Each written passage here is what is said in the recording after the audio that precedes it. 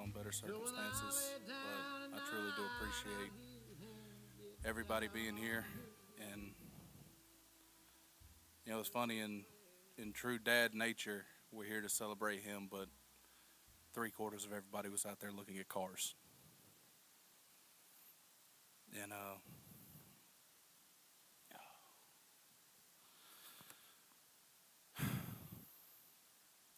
just I just don't even know where to begin. He was he was truly one of a kind.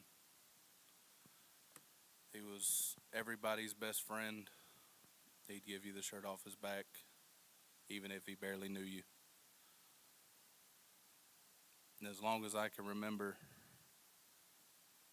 I've never heard not one person say anything bad about him. And if that's not a true testament of the kind of person he is, and he knew a lot of people, has helped out a lot of people.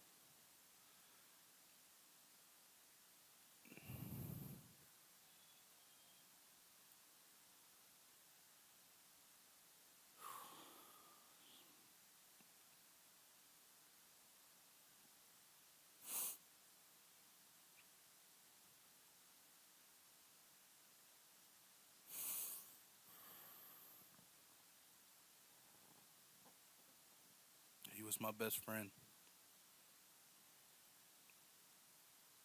He was the one I went to for everything.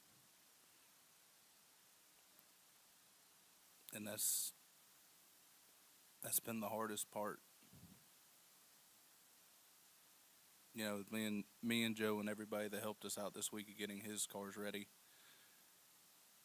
I'd be in the middle of something and I'd have a question and I'd pull out my phone and just scroll down to his name, and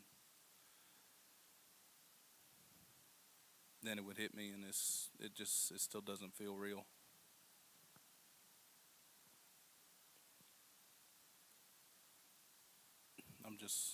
I'm thankful I had him for as long as I did. He gave 27 amazing years I had with him.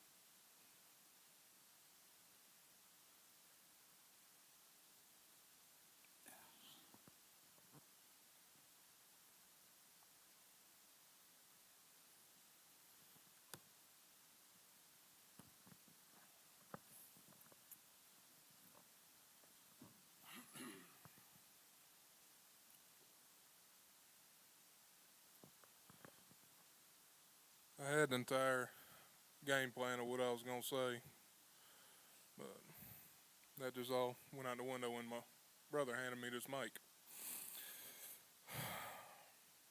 Anybody that knew Dad knew there would never be another one like him. Like Casey said, he'd give you the shirt off his back, the money in his wallet. He wouldn't give up them cars though, but about everything else he'd give you.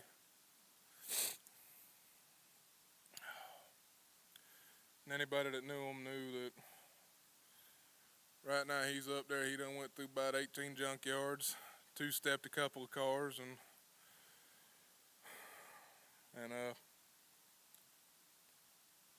anybody that knew my dog Sadie knew he done kicked her around a couple of times. But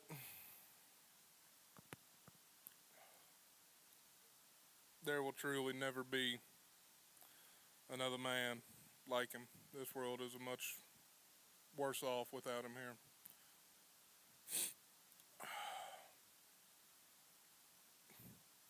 Every morning I wake up, I keep looking for him, but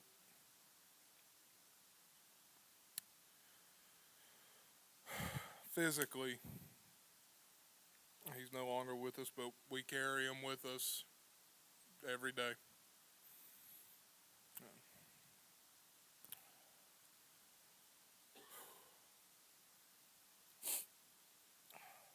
I'm just thankful that I was able to have 22 amazing years with him.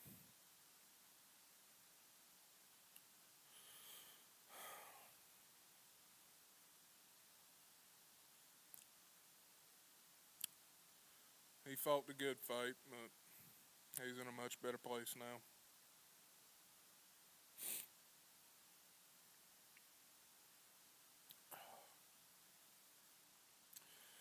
Love you, Daddy.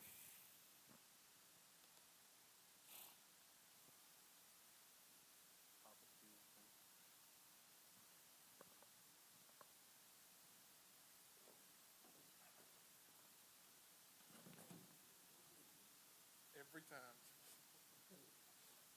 Y'all didn't see anything.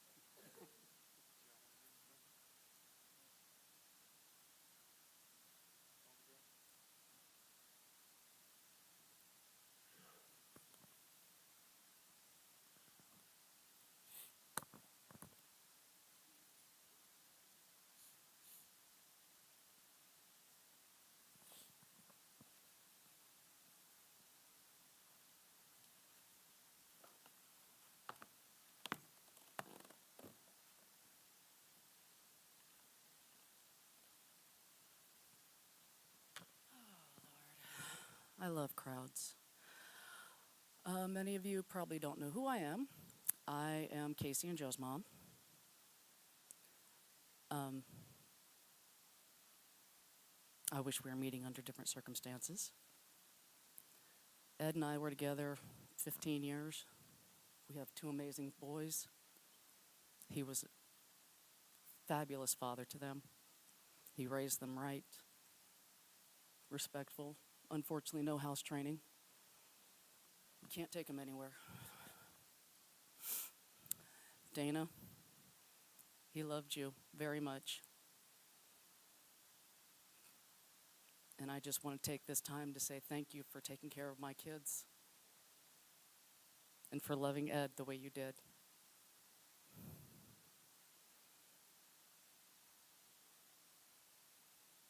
He always made me laugh. Even when I was fighting with him, he always made me laugh. His little one-liners, his little comebacks real quick, everybody knows them because you've all been there when he said them.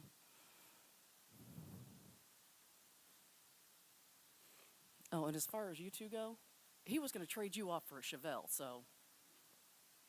No, wait a minute, that was a Bel Air. You were a Chevelle. One or the other.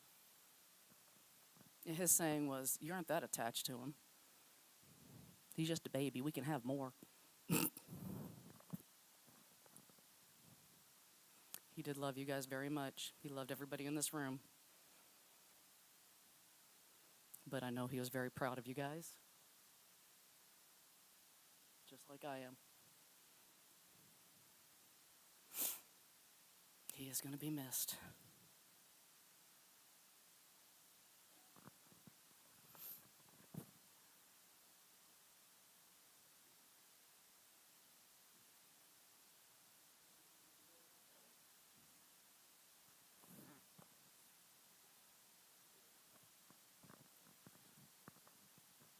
If anybody wants to come up here and share a story about Dad that not all of us may know, or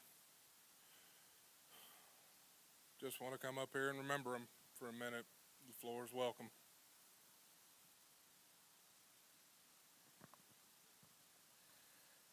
I remember when I was little, he used to teach me how to play pool and stuff, and he bought me a little pool table. He taught me how to fish.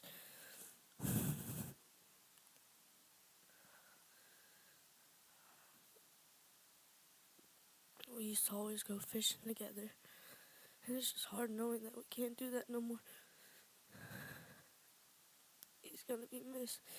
I remember whenever he was in the hospital, I used to pray for him every night and talk to God and pray to God that he'd be better and do better. And God answered my call, and he's in a better place now, and he's gonna be better. But we're all gonna miss him.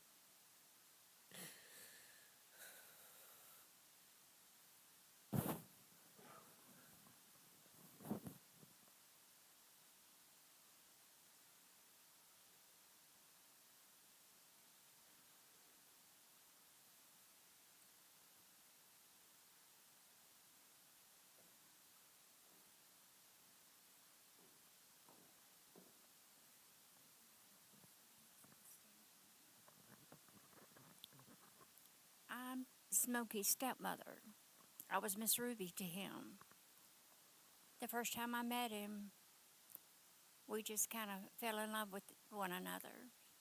He told me one time, he said, my daddy's only had 2 women in his life that I love and respect. My mom is the first one, and you're the second one. And I've heard him tell jokes about his daddy. He told me one time that they were in one state.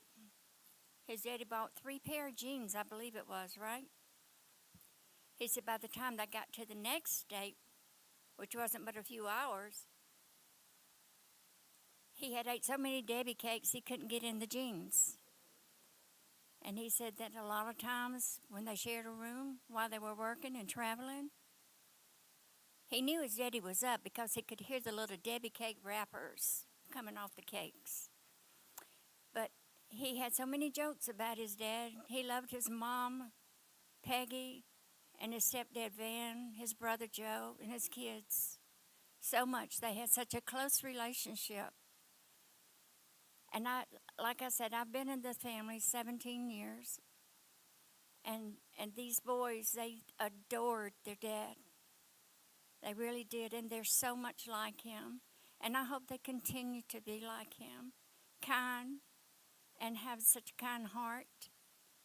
And just remember him the way he was, and always adore and love him. Thank you.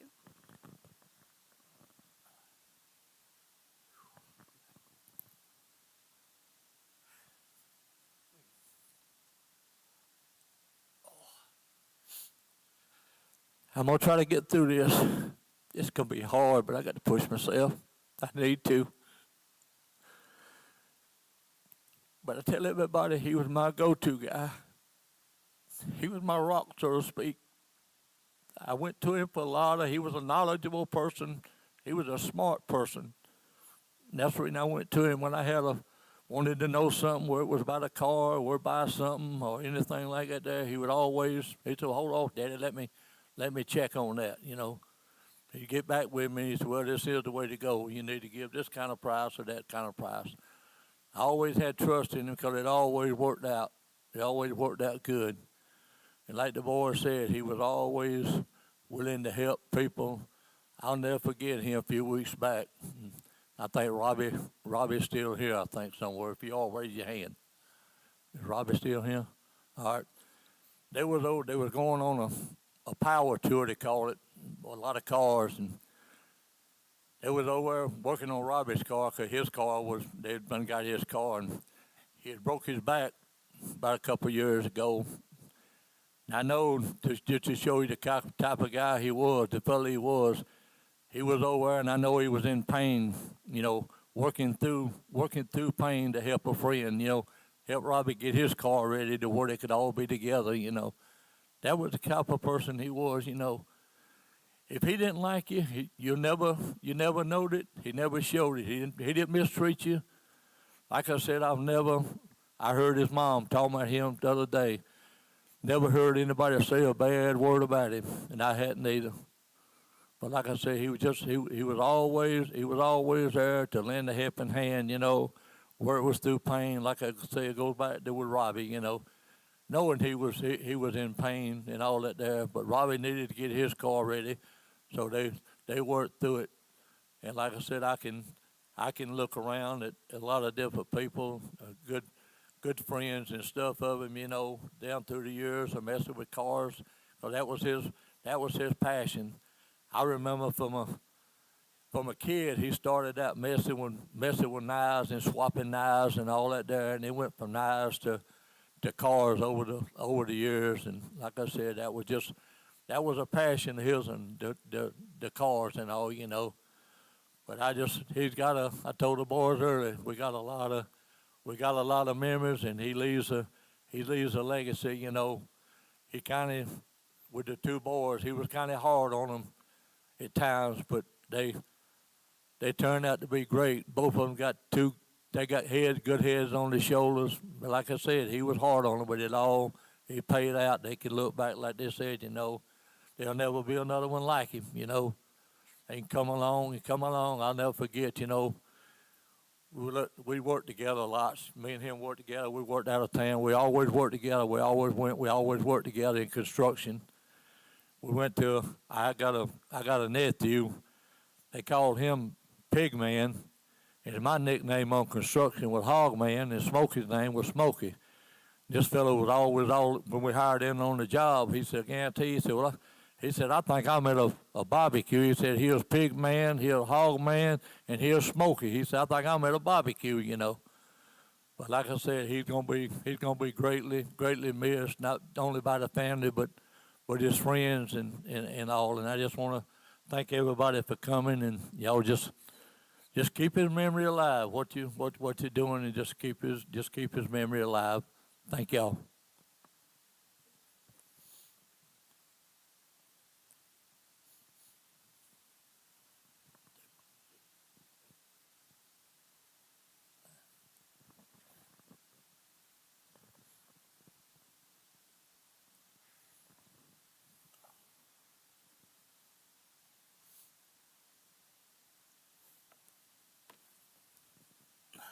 I guess I'm gonna give this one more shot, but I'm gonna sit right here. That way it doesn't look as intimidating. But my papa brought up a good point with my dad being a jokester, and he would joke in a way that he would set you up, and he would laugh at you after you've done whatever it was. I remember one Christmas he bought me and Dana matching dirt bikes, and he bought Joe a four wheeler. I'd never really ridden dirt bikes that much beforehand. So we're out in the front yard, and he's like, this is the throttle, this is the clutch, this is the brake. He only showed me what was on the handlebars. So I'm like, okay. So I'm riding around the front yard, and he hollers at me saying, hey, stop. So what do? I hit the brake. The bike stops. I don't. And I go right over the handlebars, and I could just hear him snickering as he's walking up, and he goes, oh, those are the front brakes, by the way. Your back brakes are down there by your foot. Then I'm just laying there looking at him through my helmet. I'm like, that'd have been good information to know about 5 minutes ago, before you told me to stop. And the thing about him, he taught me everything I know, whether it's working on cars, fishing, you name it. I wouldn't be half the person I am now if it wasn't for him. And Papa also said he was hard on me and Joe. He was, because he was hard on us because he knew the world wasn't going to be a forgiving place. I don't know what you mean, we. I think you meant me.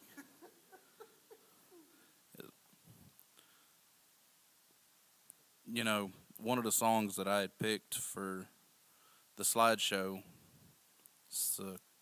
is a Conway Twitty song. That's my job. And that song's always held a huge place in my heart, because that described mine and Dad's relationship throughout my life. Through the teenage years, everybody knows it was not easy, but we worked through it, and I believe that made mine and his bond even stronger.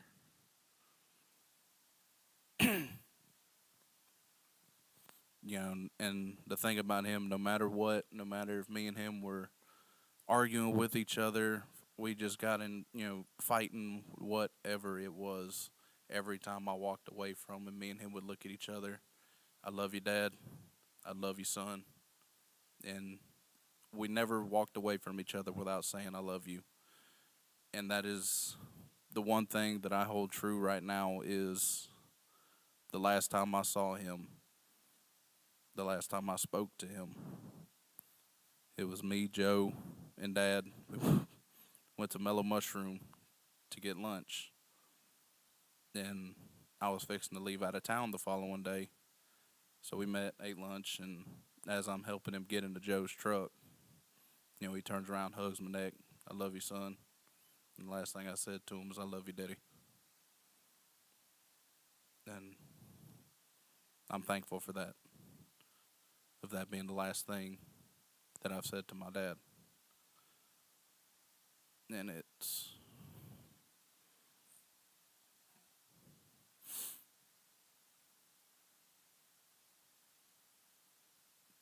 I miss him like crazy.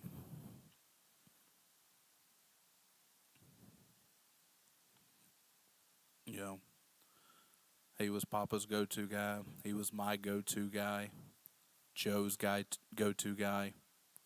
I think half of everybody in here, he was their go-to guy. If anybody had a question about anything, if he didn't have the answer, he'd get it for you quickly, because he was very intelligent. And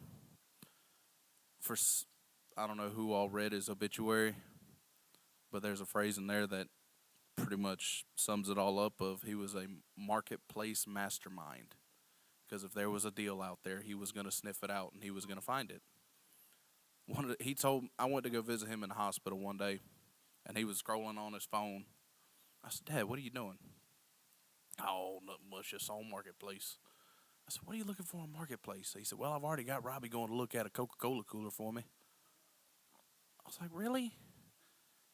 We got bigger issues right now than a Coca-Cola cooler, Dad. He's like, nah, I'll go home eventually.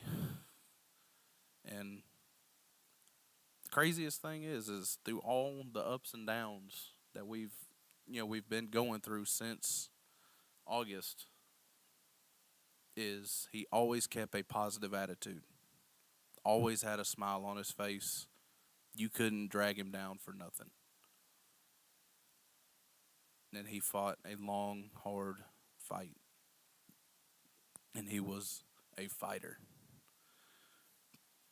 When the good Lord made him, they forgot to put the quit in him, which was a good thing and a bad thing, because Daddy had his demons, and luckily he beat them. He beat all of them. It's a lot of things a lot of people can't say. But my dad was definitely,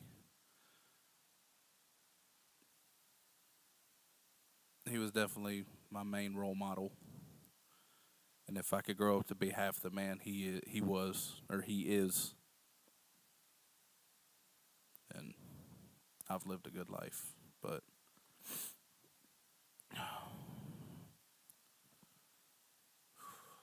I love you, Daddy. I can't wait to see you again.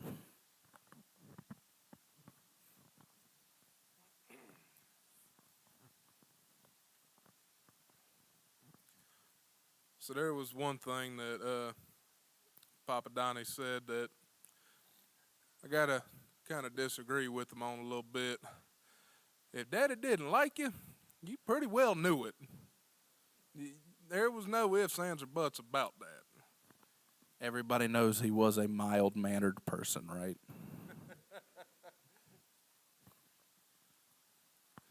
I remember some of y'all might remember, I used to be a meat cutter at Food Line.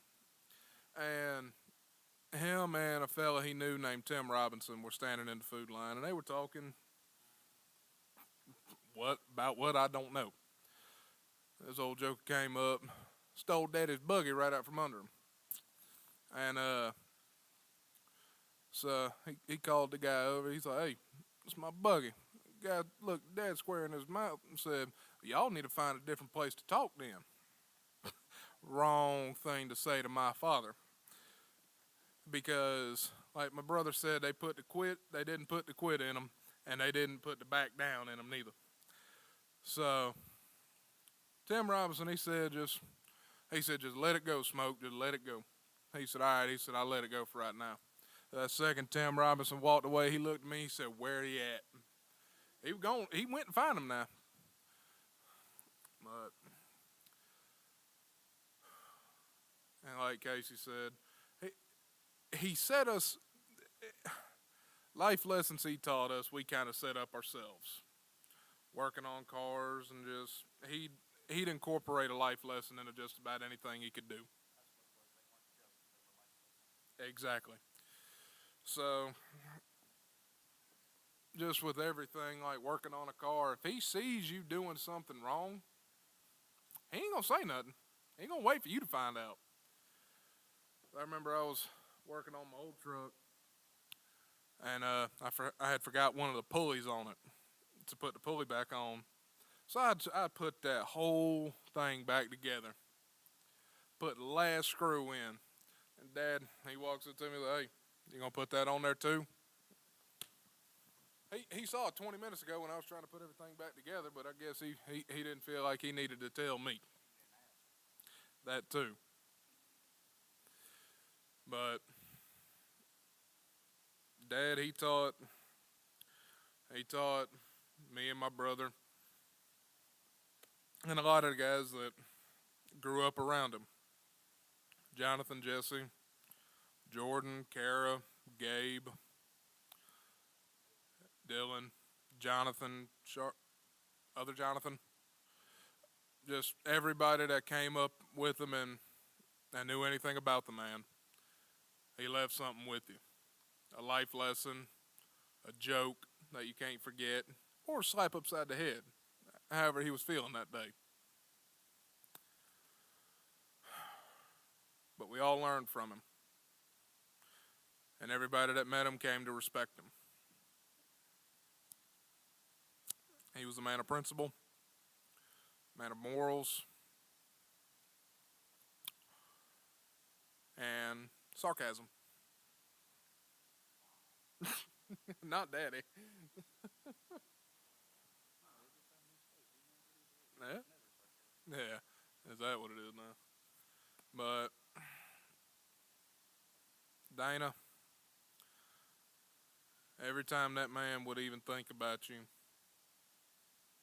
he would smile and say, "That's my baby."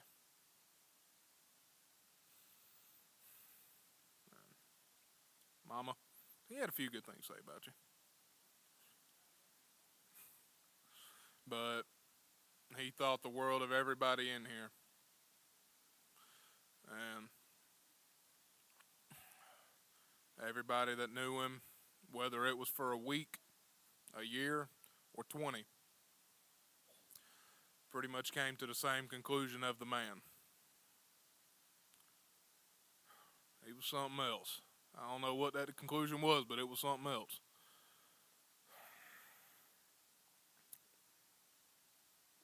I owe everything I have to that man, everything I know.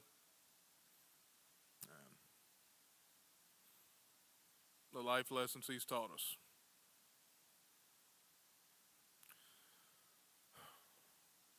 Daddy, love you. And I'll see you again one day. Yeah, I had just thought of something. I forgot who it was. Came up to me earlier. They were looking at the 4 cars up front, and they were like, "Are those all your dad's cars?" I was like, "Yeah, those are the ones that drive." you know, at one point in time, that man had 60 cars in his backyard. There was, and I don't. For those who used to come over to the house before he had the privacy fence up, everybody knew there was a dirt ring that went around the house because that's the path the cars took. They come in through the left side of the house. They come around to the shop and out the other side to somebody else's house. And I'd ask him a few times, "Daddy, why don't you sell that car? You ain't touched it in years." He goes, "Well, son, I'm more of a collector than a seller." And me and Joe we were talking about it the other day, and it was raining, and I was just talking about getting rid of some of the clutter, some of the just garbage around the yard. And I said, "Yeah, we need to throw some of that stuff away." And a roll of thunder came across the sky, and I was just like, "Okay, sorry, I won't throw anything away. I'll leave it where it's at." But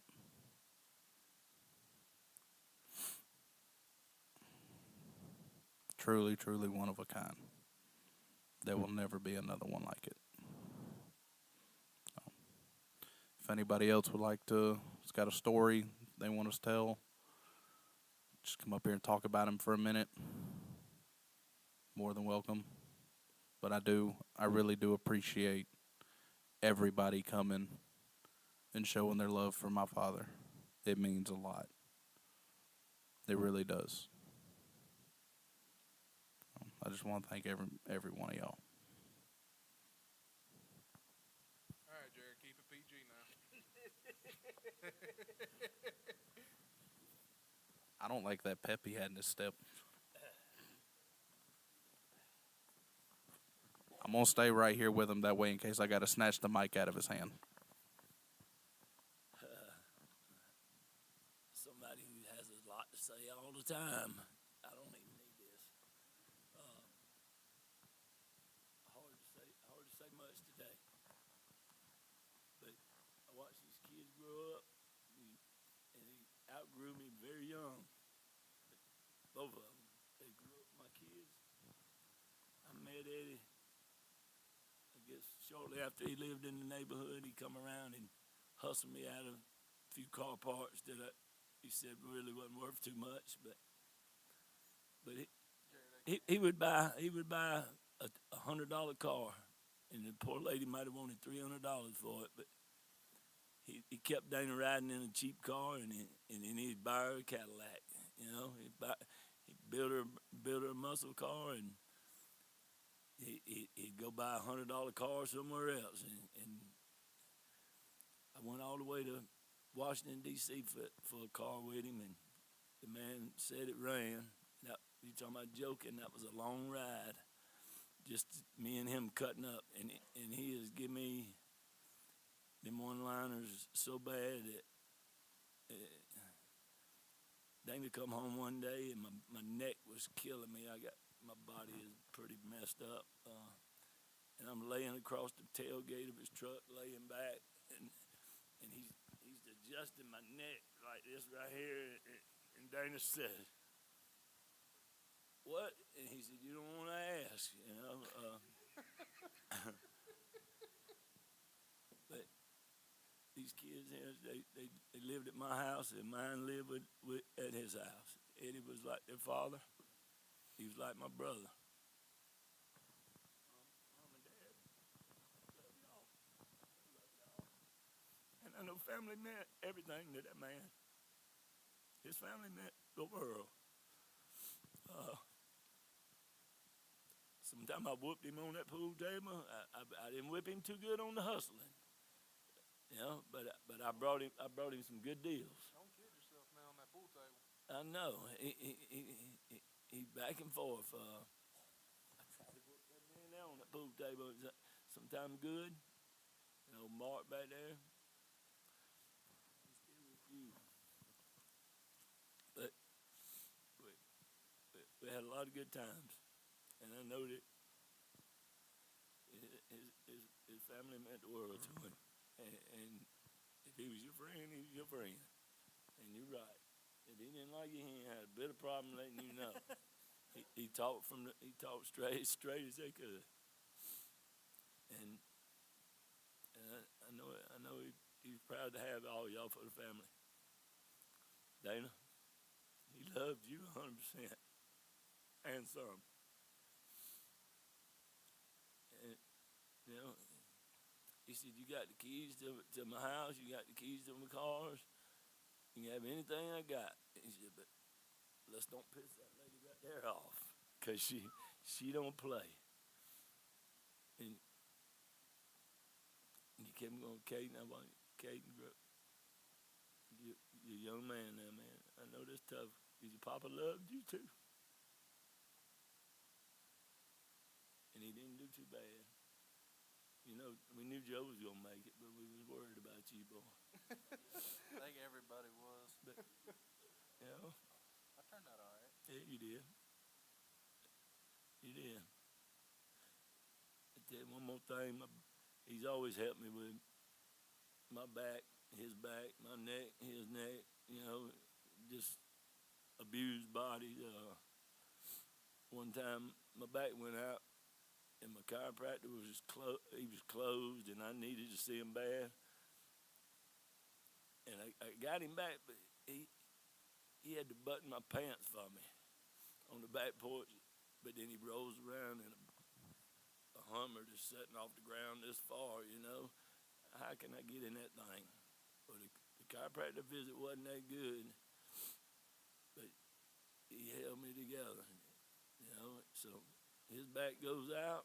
We putting the foot in the boat, and he can't even move, and he's walking cocked sideways like this, and his head and everything's over this way. And I think we was taking off camper and stuff to the lake, and he had about 6 trips he needed to make to get everything to the lake. And he's walking all cocked sideways, and I grabbed him like this right here, and I went to shove it just to straighten him up a little bit. I thought he was gonna kill me. But it just don't seem real that he's no longer here.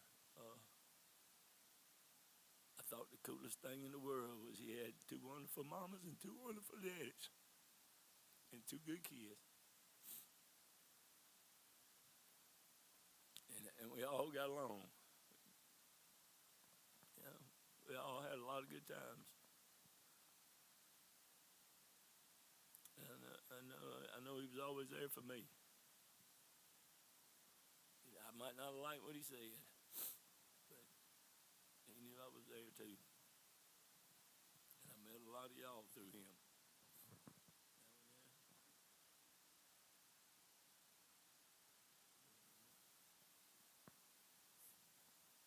Look at my kids, boy. We fight like crazy.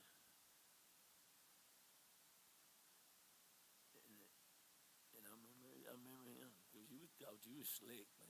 Joe just was a good kid. You tested everybody. You know? You were slick, wasn't he, Joe? He tried to be. He was slick. Remember when we found those videos under your bed and all that stuff too? You know? What are you doing looking at my stash? I remember, boy. You were slick. Thought I was slick. Yeah, you thought you were slick. Yeah, sit down on the phone.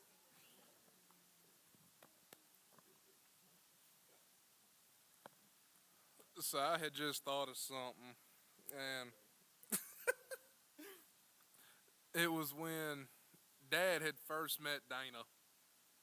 Dana had a Ford Mustang. And if anybody knew anything about Daddy, Ford was not allowed in the yard for many, many years. It's allowed in the driveway, just not in the backyard right now.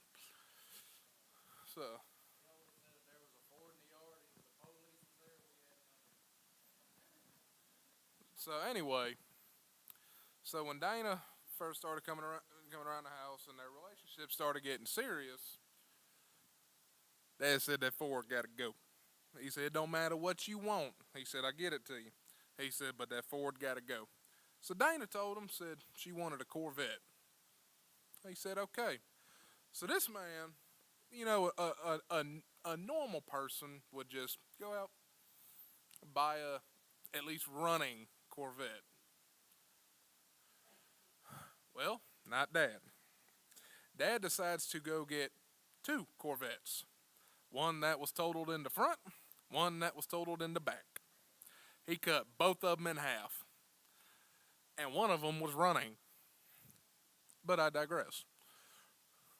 So, Daddy decided to take 2 cars, make them into one, just for that woman right there.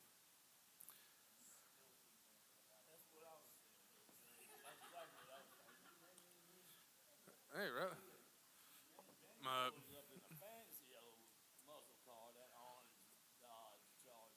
but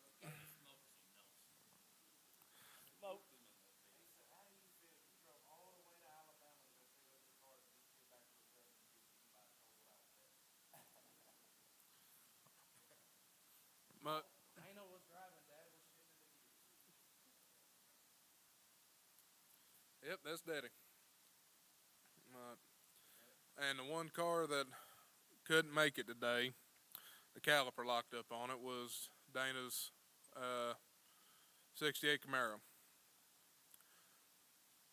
That was the last car that he ever built. He built it from the ground up. Him, Robbie, Dana. I mean, I was like, what, 7 at the time? I had a piece of sandpaper. I get credit for that. But that was the one car that couldn't make it here today. But she will be back smoking them tires for long. Not really, he'd kill me.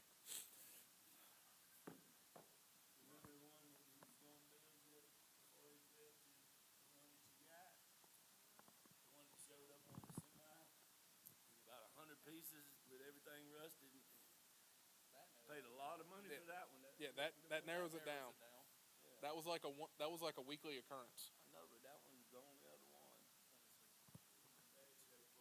mean, there wasn't no doors, there wasn't no trunk, there wasn't nothing. He paid about 10 grand for it. He said, "Go get that off the trailer for Dana. The man will be there in a little while." And then the next thing you know, it was gone. He said, "Man, I got rid of that. It was a little too much work." One of the funniest stories that he told me is when he was headed to a auction. It was either in Greenville or Greenwood, and my mom told him not to buy a single car, and he said okay. He went and bought 16. He was a man of his word, though. She said, "Don't bring home a car." Yeah, she just told him don't. You had to use your words very carefully when telling him certain things because you had to be spot on. If you wanted it done a certain way, you had to cross your T's and dot your I's. So when she said, "Don't you go buy a single car," he was just doing what he was told. Yeah. So we went and bought 16. Yeah, and that's the thing. He bought 16 of them and never touched them.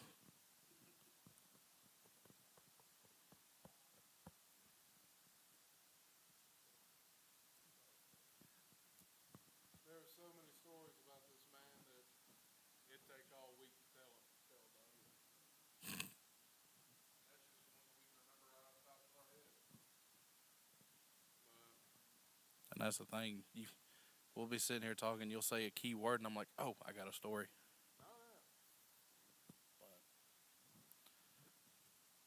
Is there anybody else that wants to come up and say a few things? Charlie Williams. You notice your green car out front, right? Hi, everybody. I'm Charles, good friend of Eddie. I met him, I think, Donnie, when did he live in Evans? 95? It had to have been in the 90s.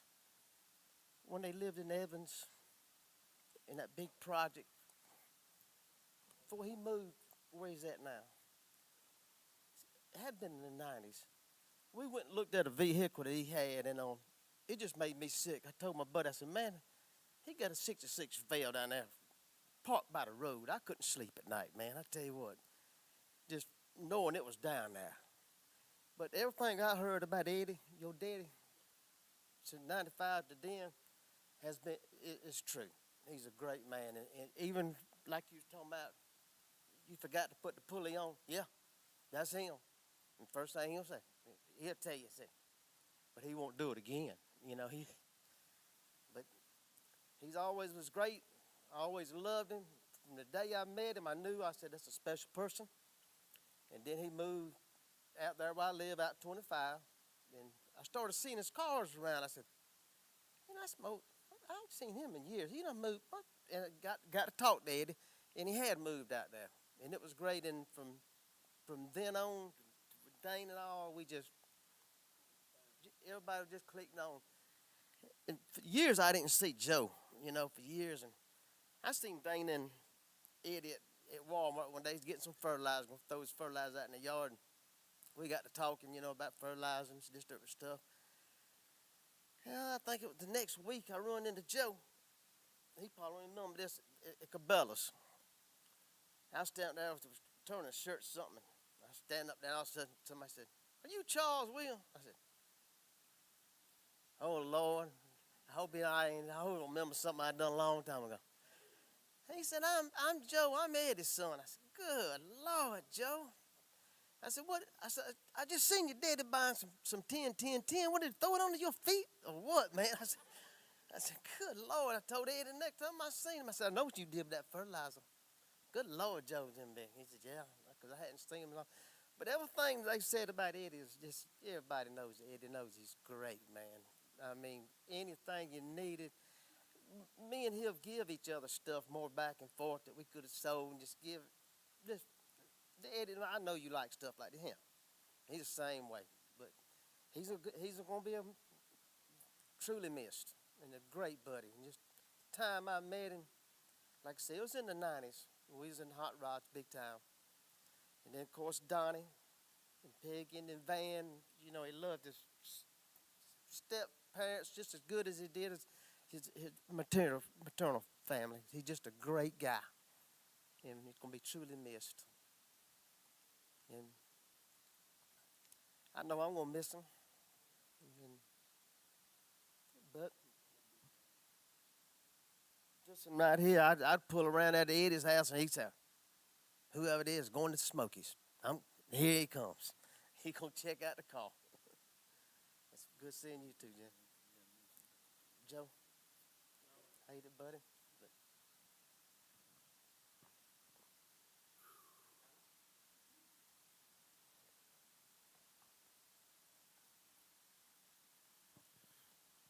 But I remember with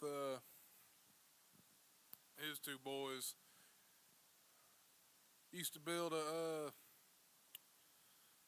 little, not necessarily tree house, but a little stick fort out in the backyard. Daddy always said, "Them boys ain't up no good." He'd always wonder what we doing with rakes and every stick and twig and leaf and everything we could get. And then I honestly believe it was him that kept destroying it. But I digress. And then me and Casey, we would always get out and I swear we dug probably, that hole had to be like 8 feet deep, probably 10 foot wide, and it was sloped. Daddy fell into it one time. There was no longer a hole there the next day. And this story right here, I think old Robbie's still gonna wring my neck out one day for this.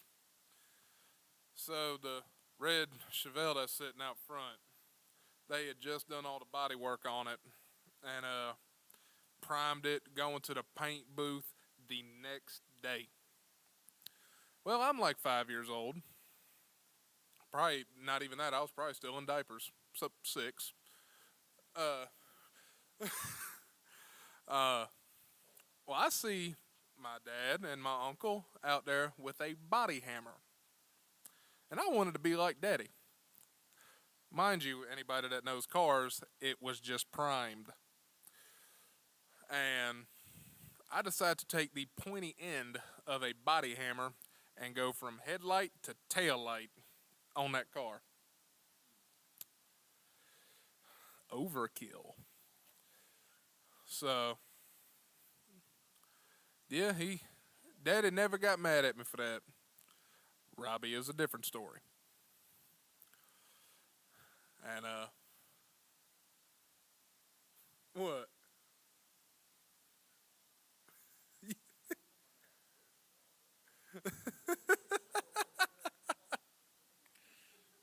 But Daddy never got mad at me because he just saw it as me wanting to be like Daddy.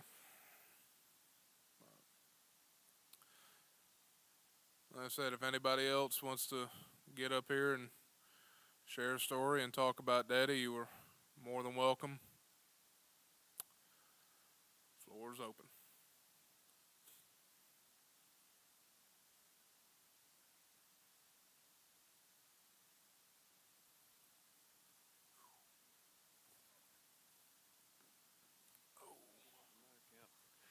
All right, I guess I'm gonna sit down with you guys and follow your lead. My name is Matt Anderson. I've known Eddie for around 20 years at least. I met him doing electrical work at over in Augusta at Solvay Polymers, and we hit it off pretty quick, and both shared the same interests, cars and fishing and everything else, and became really good friends really quick. And every memory I have of Eddie, I can't not laugh because every single memory of him was funny in some way, shape, or form. He turned it into something funny every time. Like everybody said, all the one-liners they were endless. They were nonstop. But one funny story about Eddie: we were working on a firewater plant in at Solvay, and either something happened where we got something fixed ahead of time, or upper management had aggravated Eddie a little bit, one or the other, combination of the two, and we had some free time, and Eddie got thrown in low gear, as he'd say. Somebody had made him mad, it seems like, too. And in that firewater place we were working at, there was a big plastic lined pond in the back where they held water in case the plant ever caught on fire, and they pumped the water out of that pond. Well, we noticed that there were some fish in this little pond. I mean, it's probably about half the size of this room here. And I was like, that's pretty interesting. And the fire water is fish. He's like, man, we got to catch one of those. And he found a bug or something and threw it out there, and the fish came up and hit it. I was like, Eddie, we can't sneak fishing rods into work, cuz, and come in here and fish. And he said, we're going to figure something out. A couple of days went by, and he was a determined joker. He was going to figure out a way to go fishing and catch these fish. And he said, Matt, meet me back over there at the firewater pond, whatever time it was. He said, we're going to catch this fish. And, okay, what'd you do, bring something in your lunch box? Or, sure enough, I met him over there, and this is during work, getting paid to do this now. He pulled out this probably 6-foot piece of stainless steel tubing, which, if you know stainless steel, it wasn't cheap. I think he said Solvay had $300 or $400 in this fishing rod, but he took some type of leader rope or fish line or something and fed it through this little stainless steel tube, and took a earplug that was yellow and pink, and then found a welding rod and made a hook out of this welding rod and had ground it down to a perfect little hook. And I don't know how many hours this man had in this setup, but it cost the company a pretty little penny, I'm sure. But he took this thing and he threw the thing out there, and as soon as it hit, boom, fish, brim about that big. Threw it out there again, another fish. It wouldn't stop. And I was laughing so uncontrollably hard that we were at work fishing with something that this guy had rigged up to catch all these fish with. And he called the fishing lure that he made. It was like I said, yellow and pink. He said, that's not yellow. He said, this is a fishing lure here. He said, this is chartreuse and pink Solvay top water plugs, what this is. And it was nonstop with him. It never stopped. But but when it was time to work, he was extremely intelligent. I mean, he could fix anything. A lot of the head guys out there would always come to him. A lot of the engineers would come to him and for advice on stuff, and he'd help them out every single time. He was a smart guy. He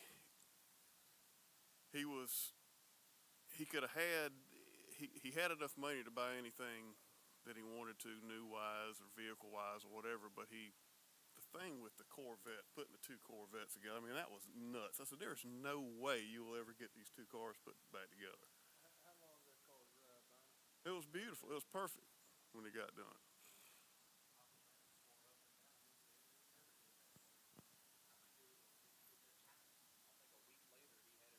And then the week Yeah. after that, he had to throw it back apart again because something was knocking that he didn't like. Yeah. I think he took that car apart probably 6 times that year.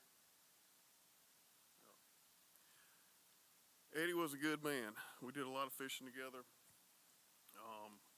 We ran a little wild in the beginning, and we'd go shoot some pool and have a couple beverages while we were doing so. And wasn't soon after that he met Dana, and brakes got put on all that, and he was dedicated to that lady right there. I mean, he loved her to death. I've never seen anybody change from one extreme to the other when it came to a relationship, and they fell in love, and he went from fishing and hot rodding and going out and pool shooting to boating and camping and taking care of her, building her cars, and I mean, Dana, he loved you to death. I mean, it was crazy the change that he made. I was a lucky one that was driving the '68 Camaro that he built her over here, and by no accident it broke down on the way over here. And I'm sure that he got a great big laugh out of that, because I'm over here in kind of nice clothes, climbing underneath it, trying to get it where we could get it over here. But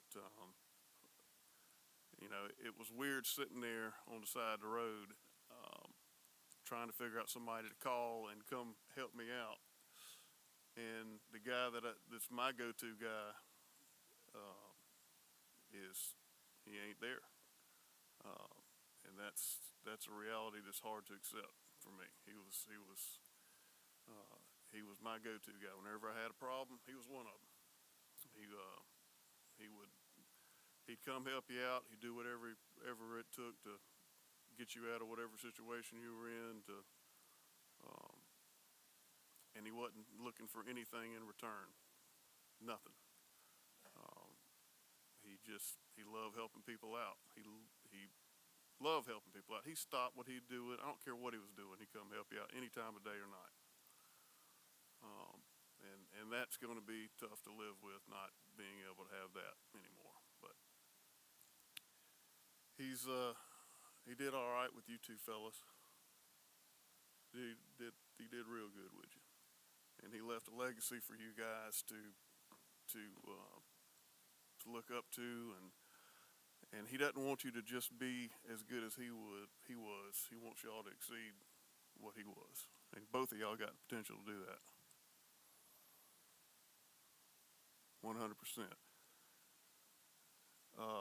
Caden, you getting up here doing what you did, boy, that was impressive. That was highly impressive. He's proud of you. He loved y'all to death.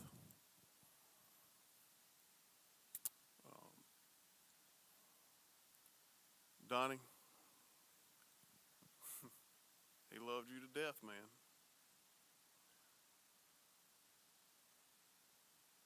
You know, didn't want to hardly be with in any car shows without you or Van. Period.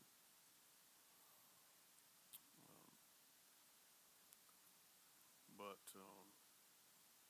I could sit up here for hours and tell you all the stories, and it goes on and on and on. But you know, the other thing that last thing I'll say about Eddie is it wasn't just the hot rods. It wasn't just, you know, work. Eddie was a spiritual fella too. You know, we spent a lot of times in the shop figuring out a lot of stuff and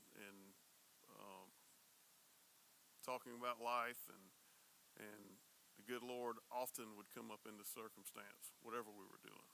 And he loved Jesus. And there's no question in my mind where he is right now. He's up there with him in heaven. And,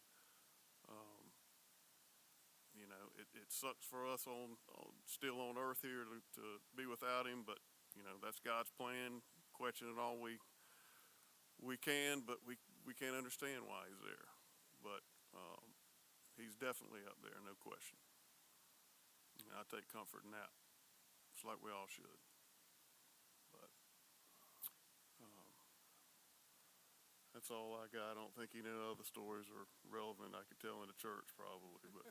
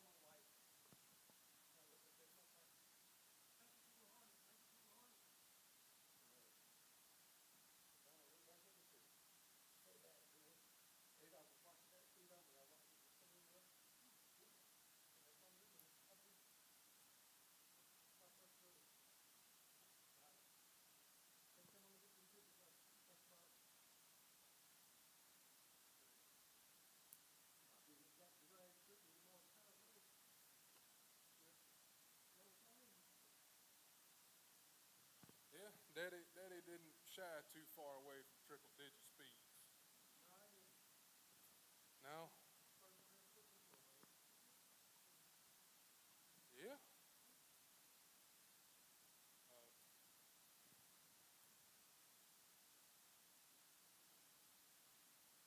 I think he was actually the first one that I went 100 miles an hour with too.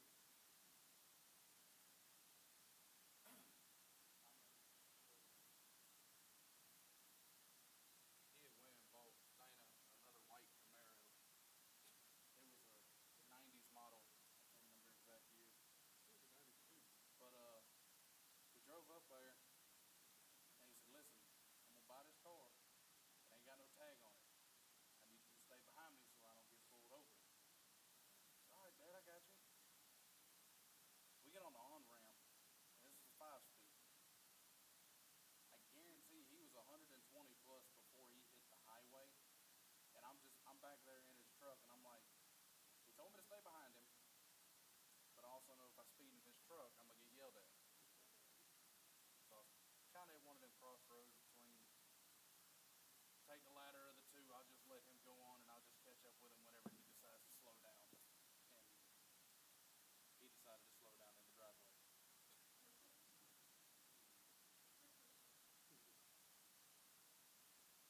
Yeah,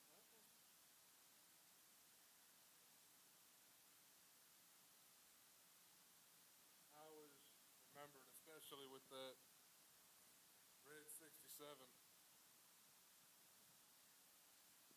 I'd always ask him every time we were in that car, especially down at Myrtle Beach with the Run to the Sun show. Daddy, burn the tires, burn the tires. And every single time he's, no, boy, I can't. Every single time, about halfway, half sentence, and I can't say the gas pedal would go through the floor because that car ain't never had a gas pedal. It just got the horn. But every single time I'd ask him, he said, "No, boy, I can't do." That butt end of that car would be fish tailing. Dana be holding on for dear life. I'd be sitting in the middle going, Me and you were going wee as we're sliding across the back oh, seat. especially if he redid the leather. Me and him were riding down. We were riding in Myrtle Beach in Dana's car, and there was a Mustang that pulled up beside us. That guess he decided he wanted some of it, and every time Dad would hit the gas, the car would just fishtail. The whole time he's doing this, there's a state trooper behind us. And the last time he did it, it kicked real far to the left, and there was a concrete median in the middle of the highway.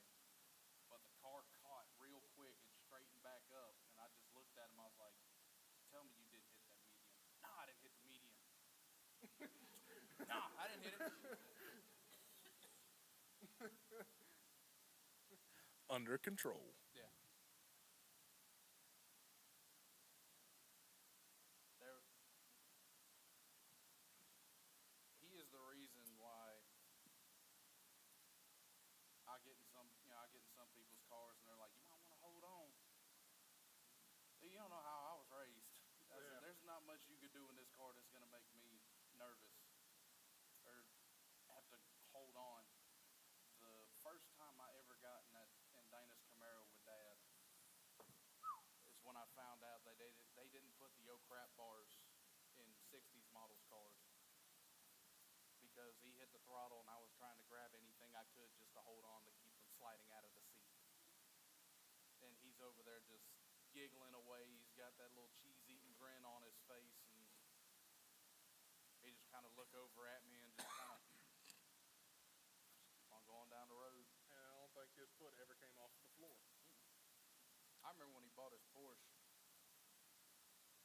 I think it was him and Dana were headed to the gas station going up Sweetwater. Yeah, and it was me and you on our No, it wasn't me and you. It was you and Jesse. Yep, me and Jesse. So we were going. Finish it then. I'm the storyteller, man. So Dad and Dana are headed to the gas station in the Porsche, and the Porsche is just it's a little go-kart. It's small, it's fast, it takes turns very good. So he is every bit of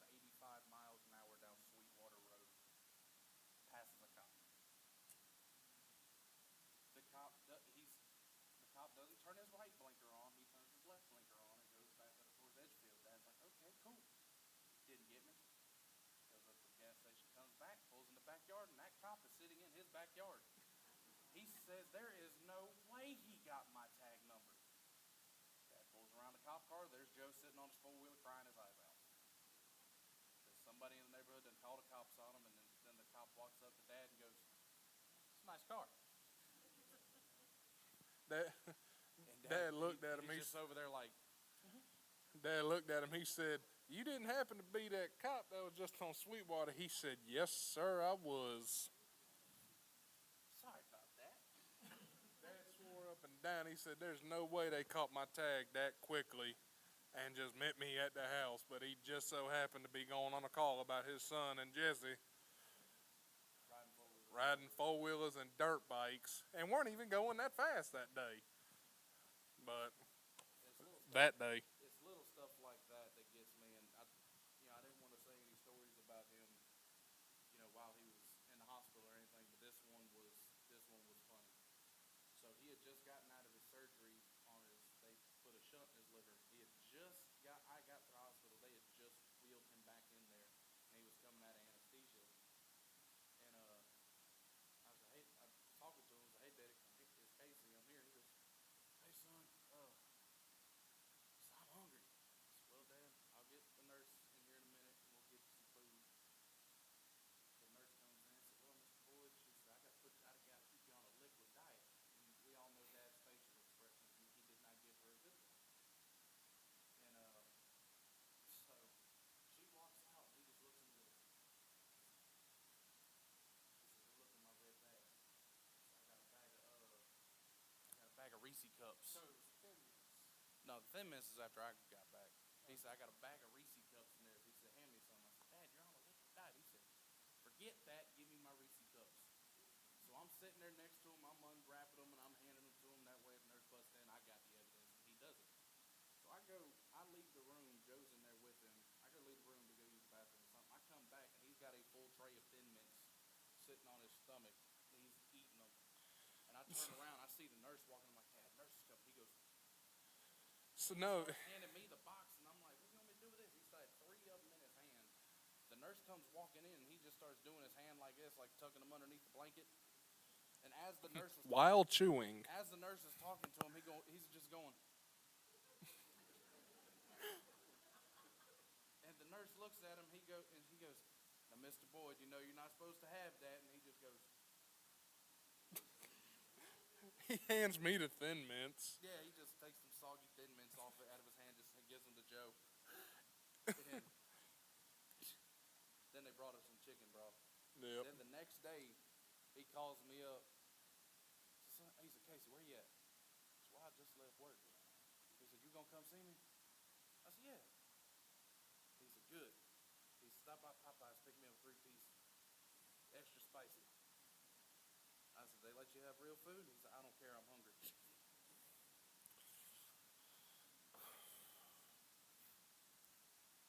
And it was kind of funny. A lot of people didn't know this, but Dad's 2 front teeth. What? Never mind.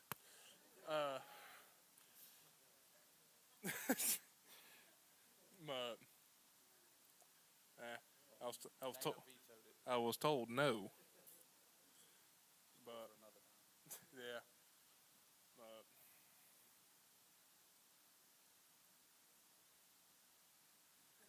no, that is not appropriate to church. Yeah, no. Yeah. I remember one Christmas morning, everybody knows Dad had his shops, but he liked to keep stuff in the house too.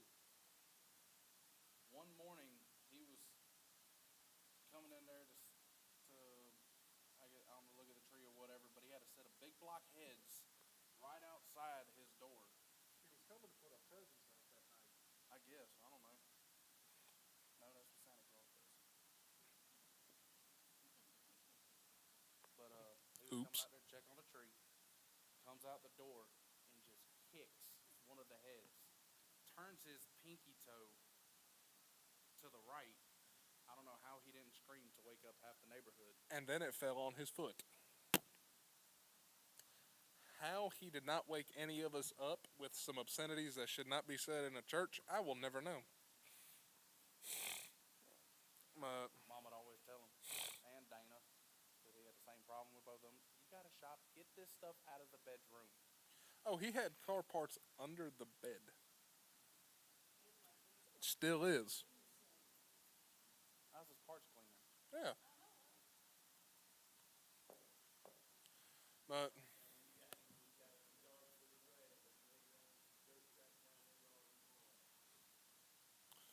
but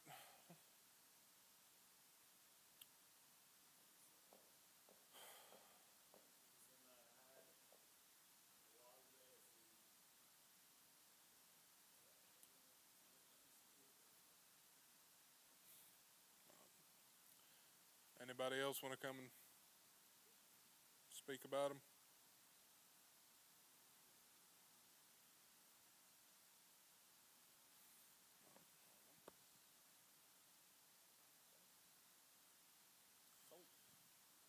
Well,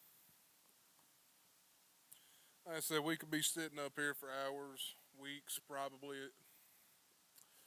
until the new year, telling stories about him because, by God, there's just so many. Good stories, bad, the very few bad ones, and just everything. But we want to appreciate everybody coming out here today. It really means a lot. And hold that thought.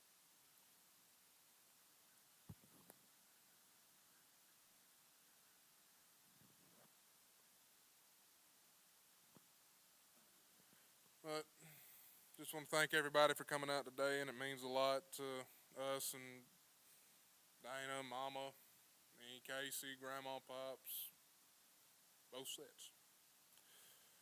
So, And if you did show up with a car when you go to leave today, give him a good one because you know he would want it. Thank y'all.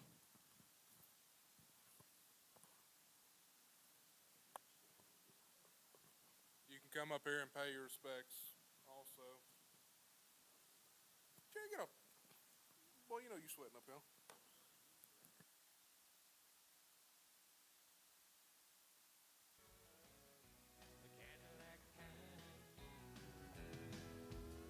It took a while, but now I'm grown. Settled down with kids of my own. The more I give them, the more they want. Daddy left us last November. I don't remember him ever looking better, all laid out in his Sunday best. I'm sure instead of all that attention, all he'd have wanted was a few words mentioned. A simple man simply laid to rest. As they drove him away in that big Cadillac with a tear in my eye, I had to laugh. 'Cause Daddy never was the Cadillac kind. He said some things just glitter and shine. Well, just this once, I hope Daddy enjoyed the ride. 'Cause Daddy never was the Cadillac kind. I know my daddy never was the Cadillac kind.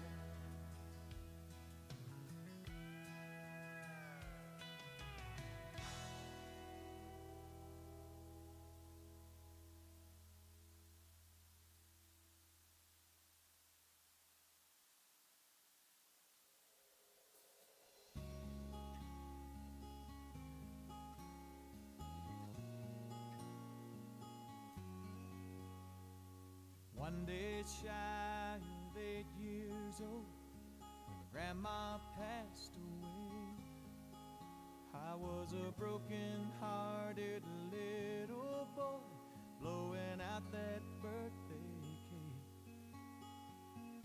How I cried when the sky let go with a cold and lonesome rain.